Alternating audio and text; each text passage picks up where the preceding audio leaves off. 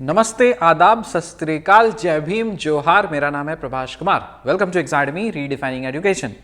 Course चल रहा है हमारा कैलकुलस का और लास्ट वाले लेक्चर में हम लोगों ने बीटा और गामा फंक्शंस को कंप्लीट किया था। उम्मीद है कि बीटा और गामा फंक्शंस को जितना भी हम लोगों ने टॉपिक्स कंप्लीट किया है, क्वेश्चंस कराए हैं, उसको आपने प्रैक्टिस किया होगा और जो होमवर्क क्वेश्चंस दिए होंगे उसको प्लीज़ बना लीजिएगा। कॉमेंट सेक्शन में आप डाल करके वेरिफिकेशन करवा लीजिएगा, ठीक है।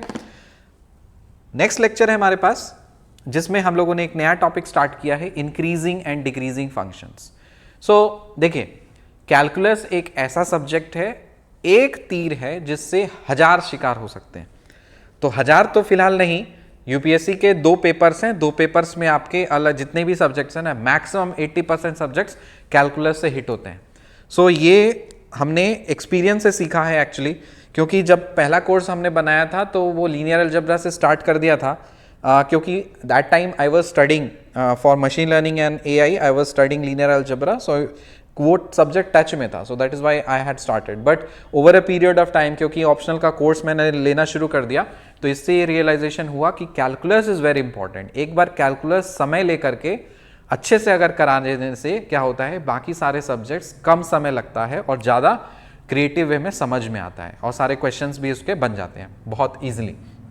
तो इसीलिए हम लोग कैलकुलस पे बहुत ज़्यादा फोकस कर रहे हैं। तो कुछ टाइम और चलेगा कैलकुलस, तो इसको चलने दीजिए आराम से। बाकी सारे सब्जेक्ट फास्ट निकल जाएंगे क्योंकि सब कुछ कैलकुलस का ही एप्लीकेशन है। तो ये टॉपिक है इंक्रीजिंग और डिक्रीजिंग फंक्शंस। इससे क्वेश्चंस डायरेक्ट भी आते हैं और साथ ही साथ इसके एप्लीकेशंस भी आते हैं।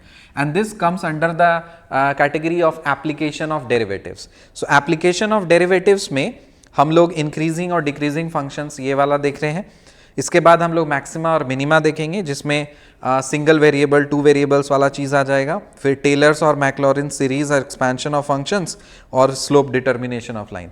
तो ये सारे कुछ एप्लीकेशंस ऑफ डेरिवेटिव्स हैं जो कि आपके डिफरेंशियल कैलकुलस का पार्ट है, जो कि आपको हर जगह काम लग सकता है। रियल में भी ये काम आ सकता है और साथ ही साथ कैलकुलस के पेपर में भी आपको ये दिख सकता है।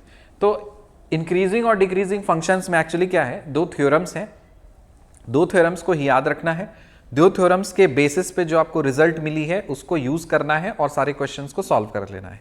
बट बहुत सारे आप लोगों में से इस तरह से ऐसे स्टूडेंट्स होंगे जिनको फर्स्ट टाइम पढ़ रहे होंगे कैलकुलस, तो उनको थोड़ा फील दिलाने के लिए let me just give a brief कि एक्चुअली ये टॉपिक है क्या और इसमें हम लोग एक्चुअली फील कैसे करते हैं।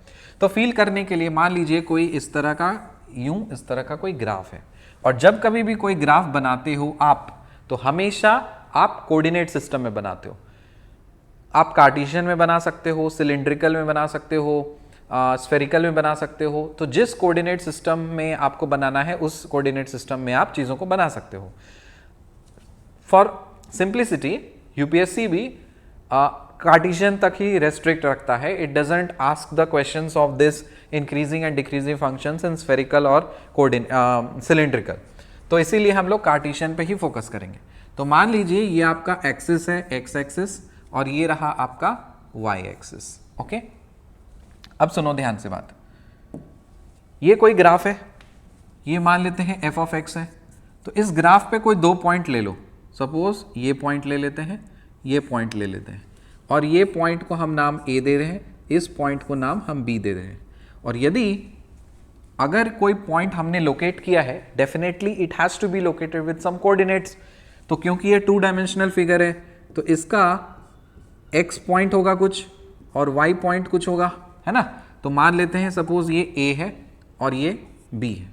तो अगर मैं ए का कोऑर्डिनेट आपसे पूछूं तो आप बताओ कि सर ए का कोऑर्डिनेट क्या होगा। तो बोलोगे सर हम पहले x लिखते हैं फिर y का टर्म लिखते हैं, तो यहाँ पे a होगा फिर f ऑफ a होगा। ये हो गया इसका coordinate. Good.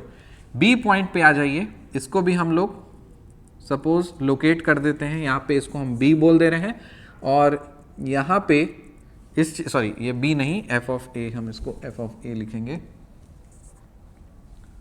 I will write this as f of a और इस चीज को हम लिखते हैं let's say f of b। ठीक है, तो b का कोऑर्डिनेट क्या होगा बाबू? b का कोऑर्डिनेट हो जाएगा b, f of b। Okay, अब ध्यान से सुनो। A से B के तरफ अब हम जा रहे हैं। When we are traveling from A to B, जब आप ए से बी की तरफ आप जा रहे हो तो आपका फंक्शन जो है वो क्या हो रहा है, फंक्शन की जो वैल्यू है वो क्या हो रही है, वो बढ़ रही है। दिख रहा है आपको, जैसे ए से बी की तरफ आप जा रहे हो फंक्शन की वैल्यू बढ़ रही है। So that means if you are going, यहां पे मैं लिख देता हूं, ए से बी की तरफ कौन बड़ा होगा कौन छोटा होगा, अगर आप इधर जा रहे हो तो ऑब्वियसली बी बड़ा होगा क्योंकि this is a positive x axis, ये रहा आपका ओरिजिन, ये पॉजिटिव एक्स एक्सिस है, तो obviously a will be less than b. तो यदि अगर ए बी से छोटा है या फिर बी ए से बड़ा है तो फंक्शन में के बीच में क्या रिलेशंस है, f of b f of a will also be less than f of b. ये दिख रहा है। तो जैसे जैसे हम इनपुट बढ़ा रहे हैं आउटपुट बढ़ रहा है। If we are increasing the input output is increasing. Clear? तो इंक्रीज कर रहा है ना, तो हम क्या बोल सकते हैं कि ये जो फंक्शन है इस इंटरवल में इंक्रीज कर रहा है। So this is an increasing function in this interval. अब सुनो, we cannot say this function is entirely increasing, ऐसा जरूरी थोड़ी है। यहां से इंक्रीज कर रहा है, टॉप पे पहुंच गया, फिर फंक्शन डिक्रीज होना शुरू हुआ, फिर बॉटम पे पहुंच गया, फिर इंक्रीज होना शुरू हुआ। So it is a combination of increasing and decreasing. Increasing आए समझ में? अब देखो डिक्रीजिंग के अलग बताते हैं। जैसे तरह से आपने पॉइंट्स लोकेट किया है, यहां पे भी आप सपोज दो पॉइंट को हम लोकेट करते हैं। एक पॉइंट यहां पे, इसको हम बोल रहे हैं C, और ये पॉइंट को लेट से हम बोल रहे हैं D। तो अगर आपने पॉइंट लोकेट किया है, डेफिनेटली इसका कुछ कोऑर्डिनेट्स होंगे, तो इसको यहां पे लोकेट करो, नीचे में इसको ड्रॉप करो, तो इसको हम बोलते हैं C। इसको यहां पे नीचे ड्रॉप करेंगे, इसको हम लेट से बोलते हैं D। तो अगर ये C है तो इसके कोरिस्पॉन्डिंग यहां पे जो पॉइंट आएगा वो क्या आएगा, f ऑफ C, और इसके कोरिस्पॉन्डिंग यहां पे जो पॉइंट आएगी इसको हम नाम दे देते हैं लेट से f ऑफ D। बात आई समझ में? अब देखो, जैसे आप C से D के तरफ आप जा रहे हो, मतलब as you are traveling from C to D, what is happening to the function value? Function पहले f of C पे था, फिर फंक्शन f of D पे गिर गया, तो इसका मतलब क्या हो रहा है, यहां से फंक्शन घट रहा है। तो हम बोल सकते हैं कि इसमें रिलेशन क्या है, C is less then D। और अगर ऐसी बात है तो f of C is greater then f of D। So f of C is greater then f of D। तो आपको समझ में आया कि आपका जब इनपुट वैल्यूज बढ़ रहा है, फंक्शन की वैल्यूज भी बढ़ रही है, तो हम उसको क्या बोलेंगे, इंक्रीजिंग फंक्शन। और अगर इनपुट की वैल्यूज बढ़ रही है, फंक्शन की वैल्यूज घट रही है, तो उसको क्या बोलेंगे, डिक्रीजिंग फंक्शन। समझ में आया? तो एक सिंपल सा चीज था, बच्चे भी जानते हैं ये सारी चीजें, लेकिन मैंने इसको काफी एक ओवरव्यू दे दिया ताकि आपको सेंस समझ में आया कि कुछ अलग नहीं है, सेम चीज है। अब सवाल उठता है कि इसके क्वेश्चंस हम लोग करेंगे कैसे। तो क्वेश्चन करने के लिए आपको थ्योरम्स को याद रखना पड़ेगा, वही थ्योरम का हम लोग यूटिलाइजेशन करेंगे। ठीक है? सो थ्योरम को यूटिलाइज करने से पहले वी विल फर्स्ट डिफाइन, कि हम लोग सबसे पहले डिफाइन करेंगे कि फंक्शन इंक्रीजिंग किसको बोलेंगे, डिक्रीजिंग किसको बोलेंगे। समझ गए होंगे? अब इसका, क्योंकि अब हम लोग स्टेटमेंट लिखेंगे, तो लिखिए, हेडिंग लिखेंगे। अच्छा, ये चीज मैंने एक्चुअली बनाया था जस्ट लाइक कि ये जो आपका ये क्या है, ये आपका फंक्शन है, और मैंने आपको बताया function is what, function is life. तो ये मैंने लाइव ग्राफ बनाया है, मैंने खुद का, पीके प्रभाष कुमार खुद का, और ये फंक्शंस मतलब बनाए। ये जो येलो कलर की आपको फंक्शन दिख रहा है, so obviously you can say that this could be a function of happiness, और this could be a function of breath, breath मतलब this could be a function of financial status और money, इस तरह से। तो ऑब्वियसली खुशियाँ, life अच्छा, मतलब इस तरह से एक बार जब मैंने जन्म लिया तो बचपन में थोड़ा अच्छा हुआ, उसके बाद फिर काफ़ी डाउन हो गया, और अभी तक डाउन ही डाउन है, फिर कभी एक अच्छा आया था, फिर डाउन डाउन डाउन चल रहा है। तो दिस इज ऑल अबाउट। और फिर एक समय ऐसा आएगा जब मैं परलोक सिधार जाऊंगा, और फिर मेरी सांसें रुक जाएंगी, और फिर मैं खत्म हो जाऊंगा और इस दुनिया को अलविदा कर दूंगा, तो वहां पे क्या हो जाएगा, एकदम हॉरिजॉन्टल वाली लाइन बन जाएगी। मतलब ना तो कोई दुख होगी ना तो कोई सुख होगी, कुछ भी नहीं होगा, I will be in that phase. ठीक है, तो दिस इज यहाँ पे इंक्रीजिंग फंक्शन, डिक्रीजिंग फंक्शन, फिर यहाँ इंक्रीज डिक्रीज इंक्रीज डिक्रीज, इस तरह से चलते रहता है। और लगभग सबका, आप लोग का जो लाइफ ग्राफ होगा तो मुझे लगता है कि आप लोग के यहाँ खुशियाँ ही खुशियाँ होंगी। मेरा तो काफ़ी डाउन में गिर चुका हूँ, दुख में, कष्ट में, पीड़ा में, लोन में, इतना ज़्यादा गिर चुका हूँ कि एकदम पूरा बैलेंस्ड स्टेट से यहाँ।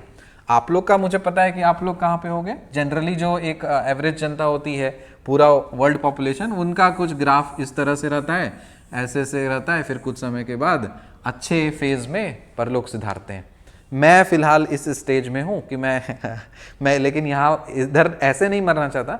मैं मरना चाहता हूँ कि कुछ प्रोडक्टिव करके जाऊं, ताकि एटलीस्ट 10 लोग रोने वाले हों पीछे, और कुछ अपने कंट्री के लिए, सोसाइटी के लिए कुछ प्रोडक्टिव करके जाऊं कि हाँ, एक प्रभाष कुमार नाम का कोई था और जिसने कुछ कुछ चीज़ें किया जिससे लोगों की लाइफ थोड़ी चेंज हो गई। कुछ उतना बड़ा तो नहीं कर सकता मैं, क्योंकि उतनी हैसियत औकात नहीं है, बट चाहता हूं छोटा सा कंट्रीब्यूशन जरूर अपने देश के लिए करके जाऊं, ताकि लोग उस चीज को याद रख पाए। सो ये था, देखो, it is just like a combination of an increasing और decreasing functions. So whether you plot a graph for your life, whether you plot for graph for XYZ life, so in that case all the things will be a combination of increasing and decreasing functions, it will not be. And अच्छा, तो ये रहा हमारा। अब देखिए, इसका हम definition लिखेंगे, तो मैं आपको डेफिनेशन लिखा देता हूं इंक्रीजिंग फंक्शन का भी और डिक्रीजिंग फंक्शन का भी, because you need to know the standard definition for this. तो हेडिंग लिखेंगे increasing function, write the definition for increasing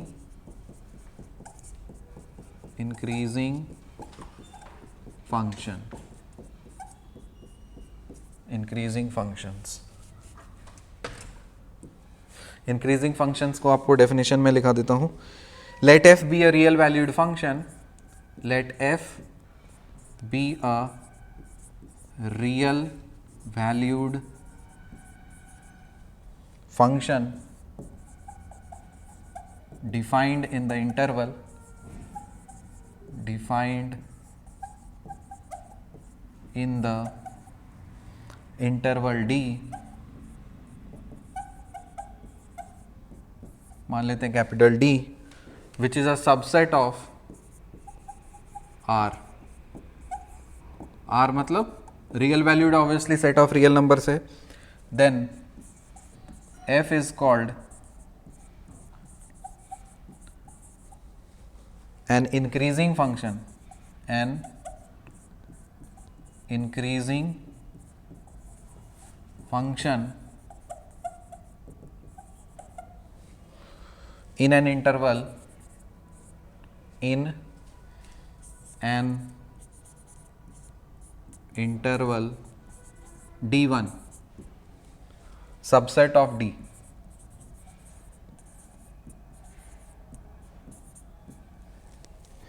if for all x1 x2 belongs to D1, x1 less than x2 implies f of x1 is less than equal to f of x2। ठीक है, and f is called, यहाँ ये चीज note करो क्योंकि ये important है, strictly increasing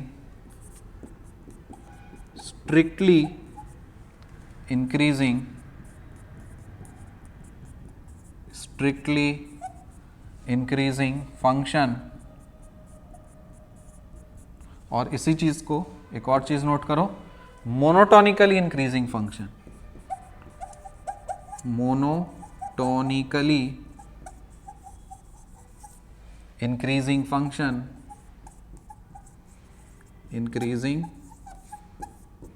function, देखो दोनों नाम है, स्ट्रिक्टली इंक्रीजिंग फंक्शन और monotonically increasing function, if same चीज x1 comma x2 belongs to this interval d1, x1 less than x2, this implies f of x1 is less than f of x2। इसको पूरा आप note करिए, फिर मैं आपको explain करता हूं उसको।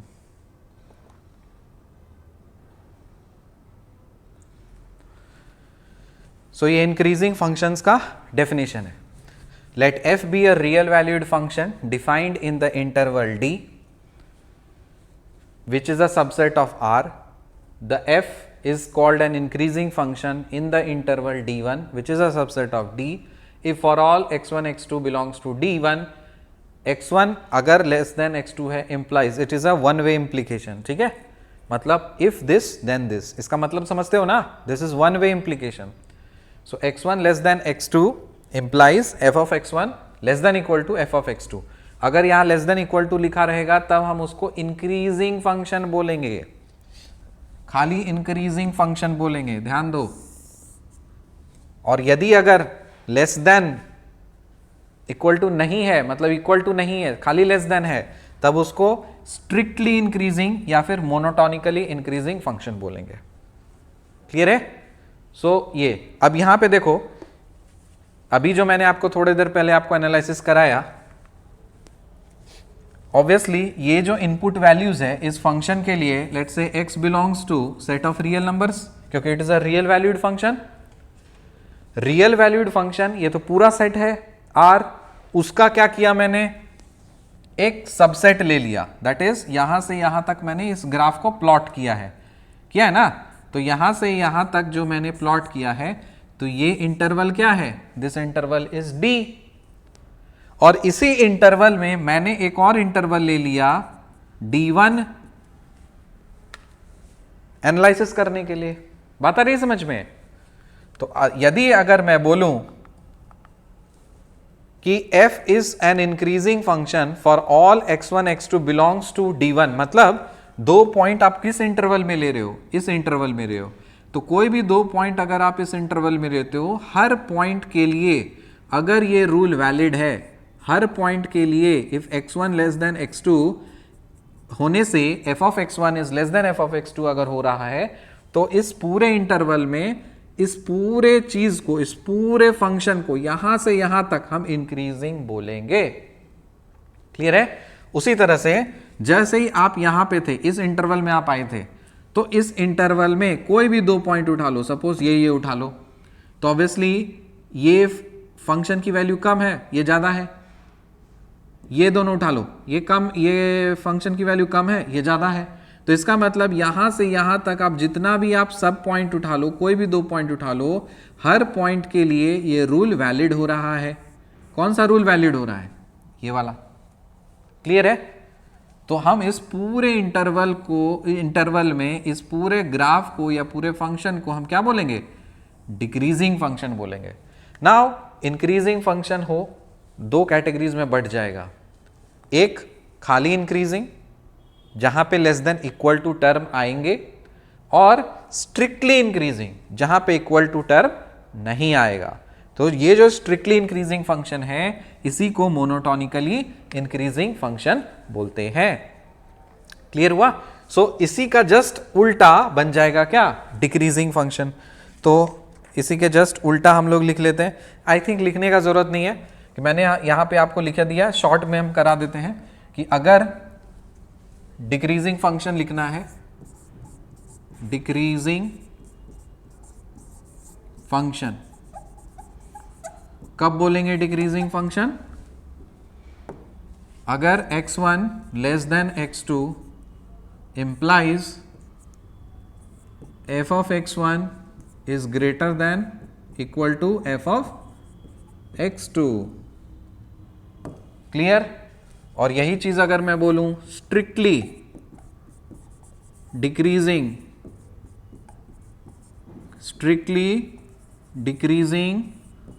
Function,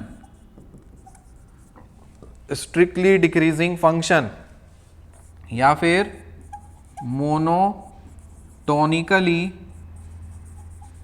decreasing function, monotonically decreasing function, strictly increasing function या मोनोटोनिकली डिक्रीजिंग फंक्शन। तो ये क्या है? Monotonically decreasing function. इसमें x1 लेस देन x2 अगर है, सो दिस इंप्लाइज आपका क्या हो जाएगा? f of x1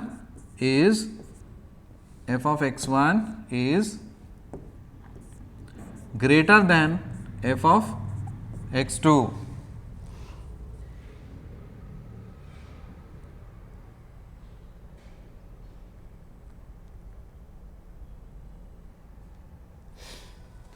ठीक है, तो यहां पे इक्वल टू वाला है तो डिक्रीजिंग बोल देंगे, यहां इक्वल टू नहीं है तो इसका मतलब इंक्रीजिंग बोलेंगे।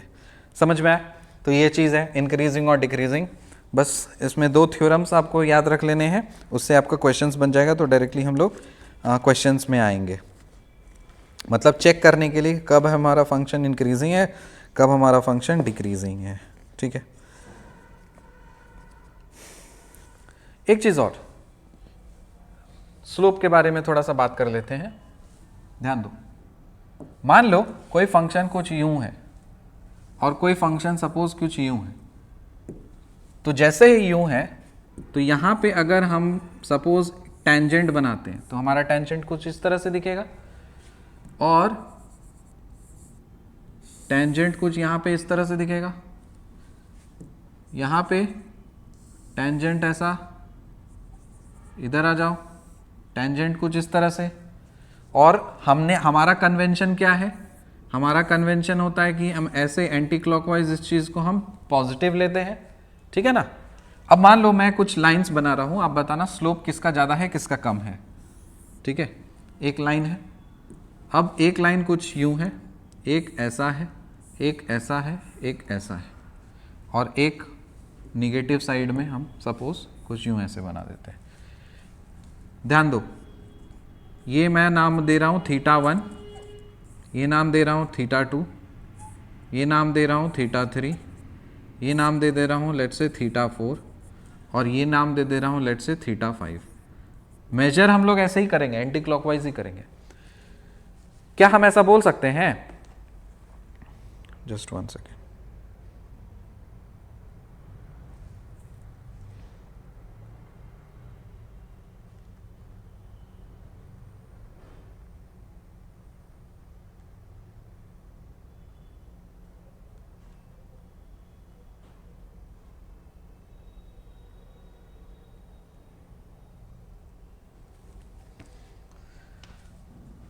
अब देखिए यहाँ पे जो चीज़ है, इस चीज़ को हम कैसे बोल सकते हैं? यहाँ पे जैसे एंगल है θ1, θ2, θ3, θ4, तो आपका यहाँ पे कौन बड़ा है कौन छोटा है? हम ऐसा बता सकते हैं क्या कि जैसे ही हम इधर जा रहे हैं θ1 छोटा है, θ2 बड़ा है, फिर ये बड़ा है, ये भी बड़ा है। सो इसका मतलब θ1 is less than θ2, less than θ3, less than θ4, less than θ5, फिर लेस देन θ6। θ6 तो नहीं, θ6 नहीं है, θ5 तक ही है। ठीक है, अब देखो इस तरह से यूं करते हुए ऐसे चला गया, तो इसका मतलब स्लोप कैसे निकालते हैं? What is slope? स्लोप हमें पता होता है dy/dx। Slope is also known as tan theta, और इसी tan थीटा को हम लोग ये बोलते हैं। तो क्या आपको लगता नहीं कि इस सारे tan की वैल्यूज आपकी बढ़ती चली जा रही है? तो इसका मतलब व्हाट इज हैपनिंग, जैसे ही हम ऐसे कर रहे हैं तो स्लोप इज इंक्रीजिंग और डिक्रीजिंग? Slope is increasing.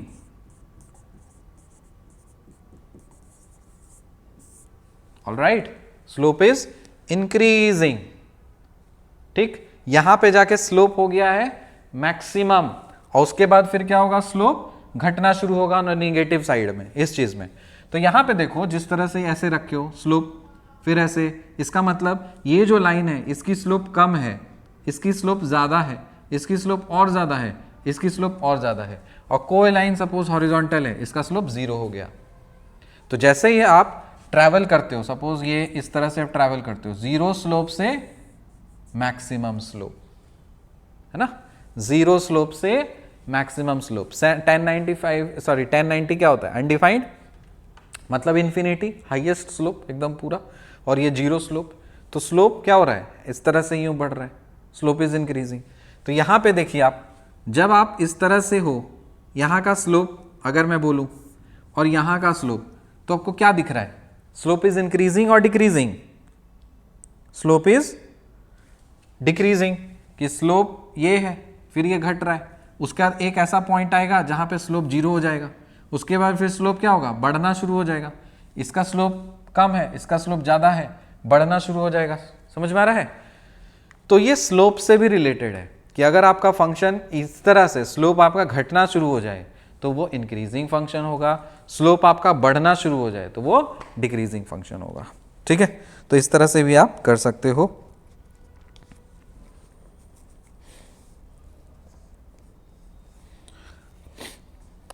तो स्लोप से रिलेटेड एक स्टेटमेंट लिख लो, क्योंकि बहुत कंफ्यूजन होता है उस चीज में। Right a statement, right a note, एक नोट आप लिखिए। मैं ये छाट छाट के आपको लिखा रहा हूं क्योंकि यहां पे फंसने का चांसेस होता है और बहुत लोग इस चीज में कंफ्यूज होते हैं। A function is increasing when it's rate of change, a function is increasing, a function is increasing, a function is increasing when its rate of change, rate of change मतलब डेरिवेटिव, मतलब slope, चाहे आप slope बोलो चाहे आप derivative बोलो। So a function is increasing when its rate of change or derivative is positive,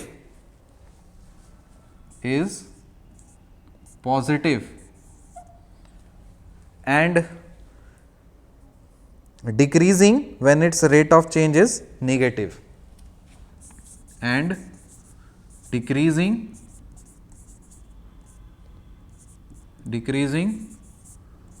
when its rate of change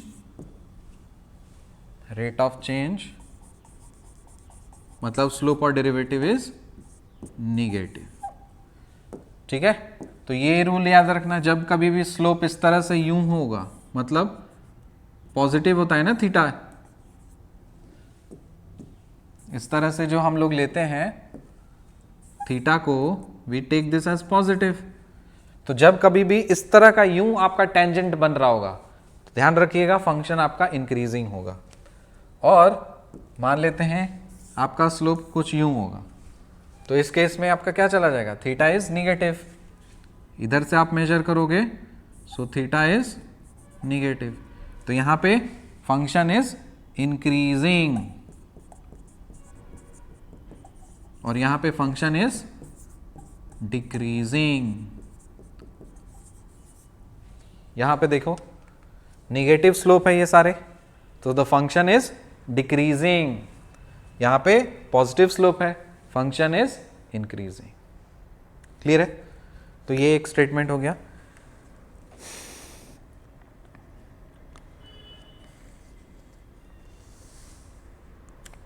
okay, so next हम लोग एक थ्योरम लिख लेते हैं।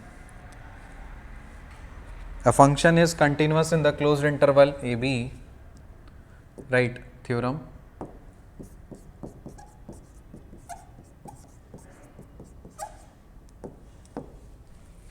The theorem says if a function is continuous in the closed interval AB, if a function f is continuous in closed interval AB and differentiable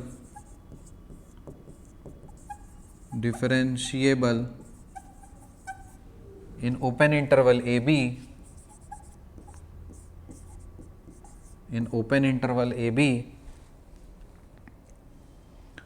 and number 1, f dash x is greater than equal to 0 for all x belongs to open interval ab, then f is increasing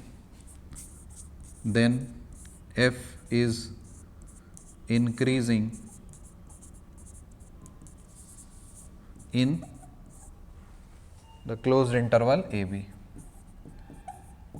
उसी चीज को जो अभी मैंने आपको slope के terms में बताया, एफ डैश एक्स क्या होता है, स्लोप होता है.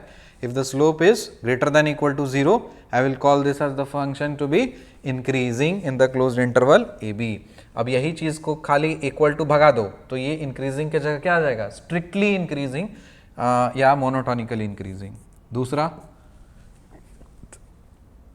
F dash x greater than 0 for all x belongs to AB, then f is strictly or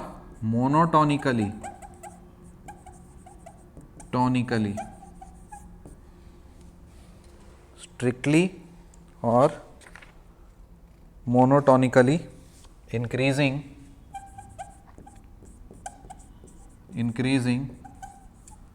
in closed interval AB. ठीक है. इसका जस्ट ऑपोजिट एक और उल्टा थ्योरम है. ये था इंक्रीजिंग के लिए. नेक्स्ट इसको नाम दे दीजिए थ्योरम 1. नेक्स्ट लिखेंगे थ्योरम 2. बस ये आपके पता होना चाहिए. हालांकि फॉर्मूला शीट में ये डालने का ज़रूरत होता नहीं क्योंकि ये इतना बार करने पे हम लोग को डायरेक्ट याद ही रहता है. सो फिर लिखो, if a function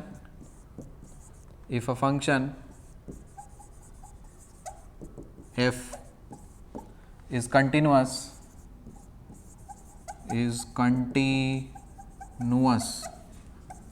in closed interval AB and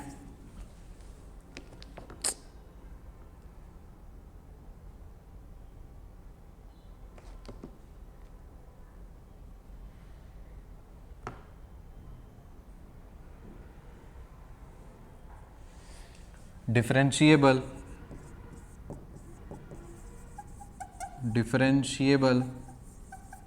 in open interval AB and इसके जस्ट एनालॉगस लिखेंगे.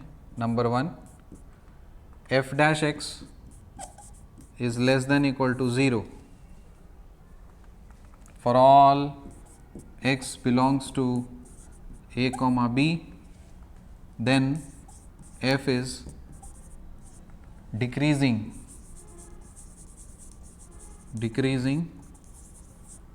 in closed interval AB.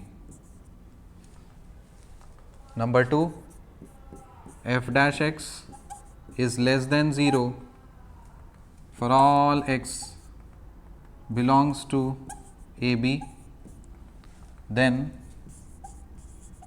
f is strictly decreasing or monotonically decreasing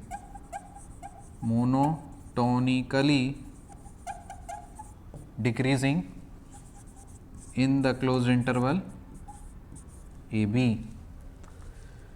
ठीक है. तो हमको चेक करना होगा तो यही सारे कंडीशंस आपको लगा करके चेक करने हैं. ठीक है. अब चलिए क्वेश्चन देखते हैं हम लोग. क्वेश्चन आपको बोला कि prove that the function.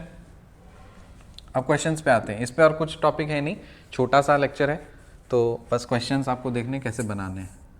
Question है prove that the function f of x equals to, prove that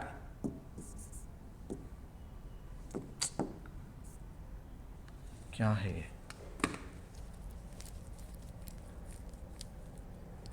ये जुगाड़ू पेन है ना, सेलो टेप उखड़ गए इसके, को फिर से बनाना पड़ेगा नया. Prove that the function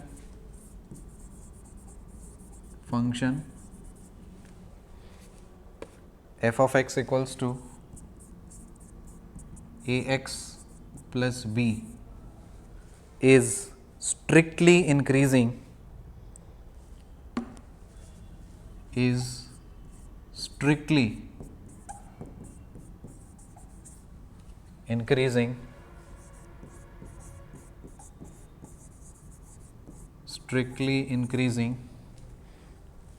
if a is greater than 0, if a is greater than 0। तो ये आपको प्रूव करना है, ठीक है। तो देखो आपको ये प्रूव क्या करना है, this is strictly increasing. Strictly increasing कहने का मतलब क्या है, यहां पे ये वाली कंडीशन आपको सेटिस्फाई करनी है। देखो 4 कंडीशंस है, नंबर 1 2, थ्योरम 2 के 1 2।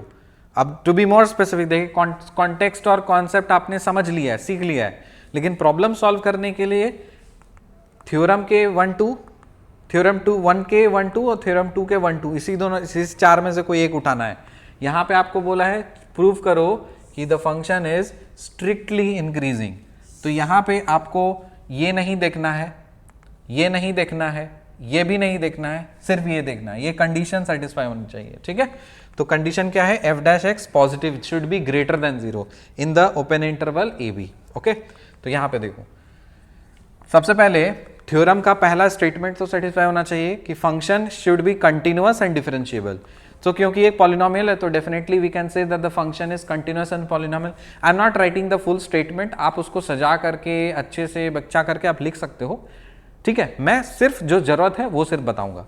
तो पहला स्टेटमेंट आप लिख दोगे, f of x is continuous in the closed interval a b and differentiable in an open interval a b. मतलब ये हर जगह है, एक्चुअली नॉट ए बी, यहाँ पे this is continuous everywhere and differentiable everywhere for all x belongs to R, ठीक है। अब देखो एफ डैश एक्स निकालो, एफ ऑफ एक्स है ना, तो एफ डैश एक्स क्या हो जाएगा इसका, what is F dash x, ये हो जाएगा सिर्फ ए, करेक्ट, क्योंकि ये तो कांस्टेंट है, ये 0 हो जाएगा, ये ए बच जाएगा। अब देखो a इज ग्रेटर देन 0 है ना, since a is greater than 0 therefore your f of x f dash x जो है ये ग्रेटर देन 0 आ रहा है, यहाँ पे इक्वल टू नहीं आ रहा है, तो ये कंडीशन आ गया है ना। So for all this is applicable for all x belongs to set of real numbers. अब चाहे इंटरवल लो चाहे पूरा सेट लो, वैलिड है, तो hence it is strictly increasing. QED हो गया, मोए मोए हो गया, ठीक। Next, prove that the function e power 2x is strictly increasing on R। Second, prove that the function e power 2x is strictly increasing on R, is strictly increasing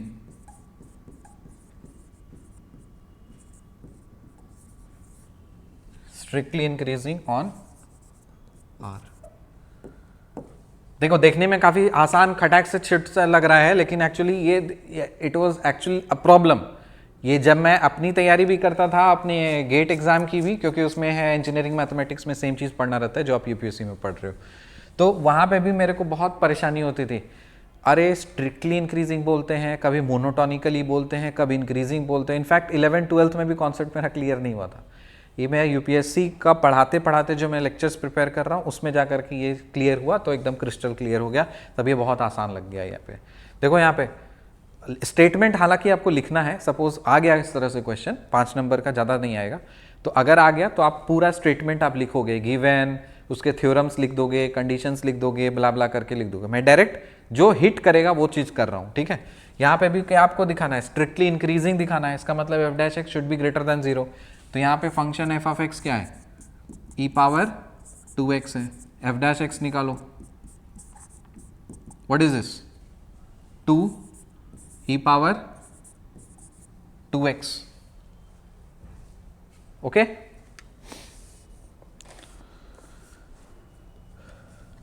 to e के power में 2x। Now prove that the function this is strictly, ये तो है ना,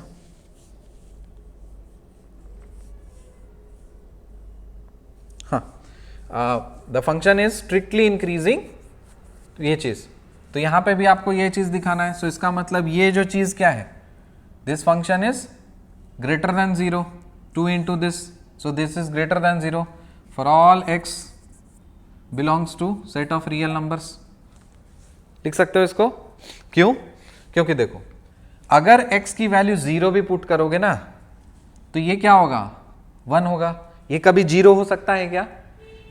tell me, 2e के power में 2x, can this be equal to 0? कभी भी ये पॉसिबल है? मान लेते हैं सपोज ये 0 होना है, ठीक है, तो अगर ये 0 है, 2e के पावर में 2x इज इक्वल टू 0, इसको उधर फेंक दो, e के पावर में 2x is equal to 0 by 2 हो जाएगा, खत्म।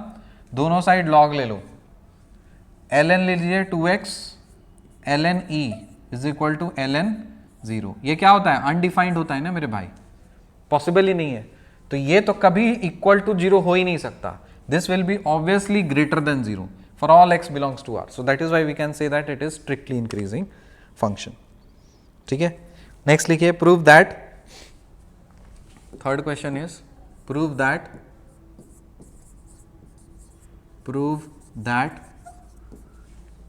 2 by x plus 5, 2 by x plus 5 is strictly decreasing function, is strictly decreasing function, strictly decreasing function। तो स्ट्रिक्टली डिक्रीजिंग फंक्शन के लिए क्या कंडीशन आओगे, ये देखना है सिर्फ ये। और यहां पे देखो इंटरवल के बारे में बात हो रही है, यहां पे इंटरवल नहीं दिया है तो कोई फर्क नहीं पड़ता ना, for all x belongs to, ये चीज कर लो। तो देखो सबसे पहले तो ये चेक करो कि फंक्शन आपका कहां डिफाइंड है, कहां अनडिफाइंड है। ये डिफाइंड कहां है, दिस एफ ऑफ एक्स जो है 2 by x plus 5, is it valid for all x belongs to set of real numbers? अरे नो, क्यों? क्योंकि x को 0 डालेंगे दुनिया खत्म हो जाएगी, तो इसलिए -0 करना पड़ेगा। तो 0 को छोड़कर कुछ भी ले लो, तो इसके लिए फंक्शन वैलिड है। Okay, now let us find the derivative. तो f dash x is equal to d d x और 1 बाई एक्स क्या होता है, -1 by x square, so this is -2 upon x square. Okay, now you see, can this x square be ever equal to 0? No बाबा, कभी नहीं हो सकता, क्योंकि हमें x को 0 लेना ही नहीं है, क्योंकि फंक्शन डिफाइंड नहीं है वहां पे। तो पॉजिटिव ले लो, निगेटिव ले लो, कोई फर्क पड़ेगा नहीं, तो this is always positive, yes और नो? तो अगर ये पॉजिटिव हमेशा है, यहां माइनस साइन लगा है मेरे भाई, तो ये पूरा का पूरा f dash x will less than 0 होगा या नहीं होगा? होगा। For all x belongs to set of real numbers -0, ये लिखना ही पड़ेगा। और इस तरह के क्वेश्चन में these are the important catch, ये सब चीज आप नहीं लिखोगे ना तो नंबर कट जाएंगे, इसीलिए ये सारी चीजें इंपॉर्टेंट है, इसलिए आराम से करो। तो यहां पे क्या हो जाएगा, लेस देन 0, तो फिर यही थ्योरम का जो नंबर 2 का ये वाला पॉइंट है, फिर आप बोलोगे f dash x is less than 0, hence it is strictly decreasing और मोनोटोनिकली डिक्रीजिंग फंक्शन। समझ में आया? ओके, नेक्स्ट क्वेश्चन करते हैं, prove that the function number 4, prove that the function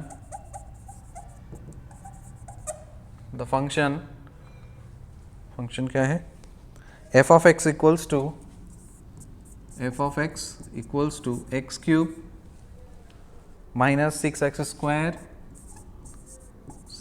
square plus 15x minus 18 is strictly increasing on R, is strictly increasing on R. अब आपको ये बताना है कि ये जो है स्ट्रिक्टली इंक्रीज कर रहा है, तो आप क्या करोगे, एफ डैश एक्स निकालोगे direct, 3x square minus 12x plus 15, और ये फंक्शन को आपको प्रूव करना है कि ये फंक्शन जो है that is strictly increasing. Okay, तो कैसे करेंगे देखिए ध्यान से, एफ डैश एक्स क्या है, ये 3 से मतलब इसको क्या कर सकते हो, 3 कॉमन ले सकते हैं, 3 से कट जाएगा, हाँ तो 3 सपोज कॉमन ले लेते हैं, x square minus 4x plus 5, okay, and what is this, minus 4x, इसका मतलब x square minus 2, x minus 2 का होल स्क्वायर करें तो a square plus b square minus 4x, a square plus b square minus 2 into 2, तो x square plus actually ये हमें देखना है कि ये जीरो नहीं आ रहा है, ये ग्रेटर देन जीरो है, पॉजिटिव ही है, तो वो हमें चेक करना है। तो एक्स माइनस 2 का whole square is x square plus b square minus 2 into 2 4x, तो यहाँ पे आपको दिख रहा है x square minus 4x, so I can write this as 3 times x square minus 4x है ना, और यहाँ पे 5 है, तो हम इसको 4 प्लस 1 भी तो लिख सकते हैं। अब इस चीज़ को देखो गौर से, this can be written as x minus 2 का whole square, so 3 times x minus 2 और ब्रैकेट में इसका होल स्क्वायर प्लस 1 आ गया ये। Now you tell me this x minus 2 whole square, obviously this is never be zero, ये कभी zero हो सकता है क्या, this is always a positive number, x minus, अच्छा x की वैल्यू हम 2 भी देंगे ना तो जीरो हो सकता है, ठीक है, बट सी द ओवरऑल, ये अगर जीरो है, दिस इज जीरो, तो obviously this has to be always a positive number और greater than equal to zero, ठीक है ना, x minus 2 whole square can be equal to zero और can be greater than zero. मान लो ये extreme case में ये जीरो हो जाता है, अगर जीरो होता है तो ऑब्वियसली ये 1 तो है, और 1 के साथ में ये तो पॉजिटिव नंबर बना रहा है, तो can this number be ever equal to less than zero, no not possible. अगर निगेटिव होता है तो देखते, सॉरी इक्वल टू जीरो होता है तो देखते हैं क्या होता है, ठीक है। तो यहाँ पे इक्वल टू जीरो होने के लिए क्या करना पड़ेगा, 3 times x minus 2 whole square plus 1 equal to zero करना पड़ेगा, so x minus 2 whole square plus 1 equal to zero करना पड़ेगा, x minus 2 whole square equal to minus 1 करना पड़ेगा, सो इसका मतलब x minus 2 is equal to root under minus 1, मतलब iota करना पड़ेगा, और यहाँ पे x is equal to 2 plus iota करना पड़ेगा, विच is does not belong to the set of real numbers. We are talking about set of real numbers. अब इसी चीज को मैं c कर दूं, r को हटा करके मैं c कर दूं, तब क्या बोलोगे, prove that the function this, अगर r को हटा के अगर मैं c कर दूं तब उस केस में ये जीरो तो हो सकता है, ठीक है ना, this function can be equal to zero, okay, so if this function can be greater than equal to 0, so that means in that case in the set of C this function will not be strictly increasing, rather it will be increasing। बात आ रही है ना समझ में, क्योंकि 2 प्लस i है ना मेरे भाई, तो यहाँ पे x इज इक्वल टू 2 प्लस आई है, ओके, सो 2 प्लस आई है, 2 प्लस आई को आप लोकेट कहां करोगे, आर्गेंट प्लेन में, ये रहा आपका x, ये रहा आपका y, this is nothing but 2 plus 1 into y, इसका मतलब 2,1 है, सो 2 यूनिट्स, 1 यूनिट आपका यहाँ पे ये वाली पॉइंट पे, ठीक है ना, सो ग्रेटर देन है, लेस देन तो नहीं है, तो स्ट्रिक्टली नहीं होगा। तो इसीलिए मैं ये सब चीज क्यों करा रहा हूं आपको, क्योंकि कहां पे फंक्शन, कहां पे दूसरे जगह कुछ और हो सकता है। आर पे कुछ और बिहेवियर शो कर रहा है, सी पे कुछ और बिहेवियर शो कर सकता है। इसलिए ये सारी चीजों को थोड़ा ध्यान दीजिए। और ये सब चीज क्या है ना, इंटरव्यू में बहुत ज्यादा इंपॉर्टेंट होता है। आपको हम लोग जनरली पढ़ लेते हैं फंक्शन इज डिफरेंशिएबल फलाना फलाना ऐसे करके, और थोड़ा सा चेंज कर देंगे ना, लुढ़क जाओगे। इसलिए आपको अच्छी तरह से क्लैरिटी होनी चाहिए कि हम थोड़ा बहुत छेड़छाड़ करेंगे तो क्या चेंजेस आएगा। तो आपको समझ में आ गया ये। तो रियल होने के लिए ये तो जीरो कभी किसी जन्म में पॉसिबल नहीं है। तो इसका मतलब क्या हुआ, ये पॉजिटिव ही है। तो अगर पॉजिटिव है so f dash x is greater than 0, 100% this function is strictly increasing on the set of real numbers. बुझे? ठीक है, चलिए ये जो क्वेश्चन है ये मैंने प्रैक्टिस सेशन में, हालांकि लाइव प्रैक्टिस सेशन में करा दिया है, बट क्योंकि ये कोर्स का पार्ट है तो ऑब्वियसली मुझे कराना ही है, तो मैं होमवर्क के तरफ पे आपको दे रहा हूं। उम्मीद है कि आप इस चीज को निकाल लेंगे कि कहां पे फंक्शन आपका इंक्रीजिंग है, कहां पे आपका फंक्शन डिक्रीजिंग है। तो find the intervals in which of the following functions are, find the intervals, find the intervals in which the following functions are, in which the following functions are, following functions are strictly increasing or strictly decreasing, strictly increasing or strictly decreasing. Following functions are strictly increasing or strictly decreasing. मैं functions लिख रहा हूं, f of x is equal to 10 minus 6x minus 2x square. f of x is equal to 10 minus 6x minus 2x square. 6x minus 2x square. Second, f of x equals to x cube minus 12x square. f of x is equal to x cube minus 12x square plus 36x plus 17 plus 36x plus 17.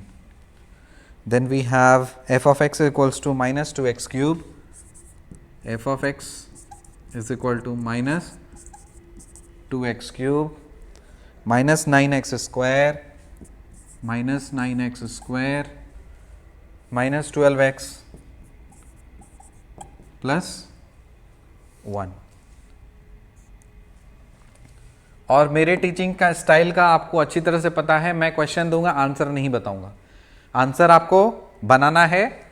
Contact us, मेरे से direct contact कर सकते हो through that official number, या फिर you come into student care service, या फिर आप जो असिस्टेंट्स के नंबर हैं वहाँ पे आप जा करके सॉल्यूशंस करा सकते हो। और सबसे बेस्ट है कमेंट सेक्शन में आप डालो, कमेंट सेक्शन मैं रिप्लाई डायरेक्टली कर दूंगा, ठीक है।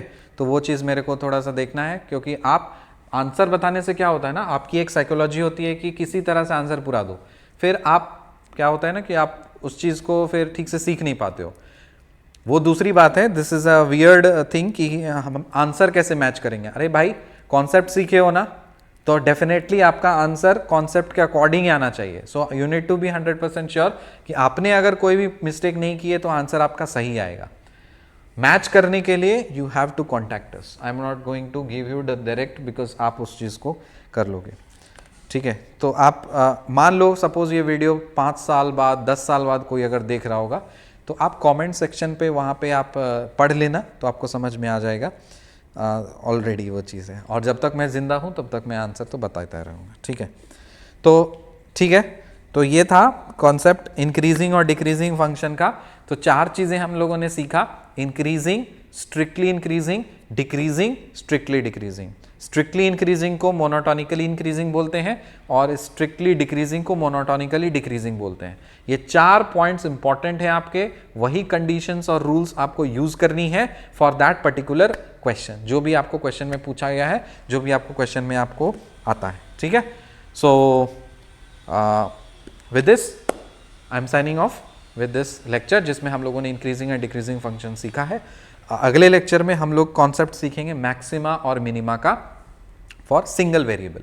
डबल वेरिएबल भी हम लोग इसी में ही कवर कर देंगे, तो ताकि आपका एक साथ रहे, लेक्चर्स में सब एक साथ रहे, क्योंकि क्वेश्चन जब आएगा मैक्सिमा और मिनिमा का तो ऐसा तो स्पेसिफाई करके तो नहीं आएगा कि सिंगल वेरिएबल है, डबल आएगा तो मिक्स होके आएगा, या तो सिंगल वाला आएगा या तो डबल वाला आएगा। सो बेटर है कि आप एक सीरीज ऑफ फॉलो कर रहे हो तो आपका कॉन्सेप्ट नोट पे एक जगह आपका रहे, सिस्टमैटिक रहेगा। सो मिलते हैं आपसे अगले लेक्चर में। टिल देन बाय, जय भीम, जय भारत एंड टेक केयर।